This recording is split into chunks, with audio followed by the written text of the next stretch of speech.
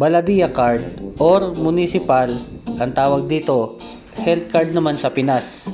Naalala ko, 27 to 2012 nasa Manila ako nagtatrabaho. Nag-a-apply pa lang ako noon, kailangan mo na agad dito i-comply sa requirements pa lang. Hindi ka pa nagme-medical, mauuna na yan kunin sa munisipyo pagkuha mo din nung sedula. In short, may bayad yan. Hindi ko lang alam ngayon kung requirements pa rin yan pag nag-a-apply ka or hindi na. Kasi halos isang dekada na lumipas simula nang umalis ako sa Maynila.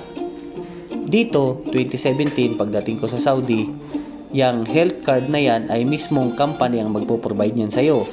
Pupunta ka lang sa clinic at sila ang gagastos dyan para magkaroon ka. Then, mahigpit sa mga supermarkets. Pag wala ka niyan, hindi ka makakapasok. Kasi malaki ang multa ng Baladia pag nahuli kang wala niyan, kaya talagang matik pag merchandiser ka, in-store man o roving ay lagi mo dapat dala yan. Parang ikama din ng merchandiser yan. Annual dapat nire-renew ng company mo yan.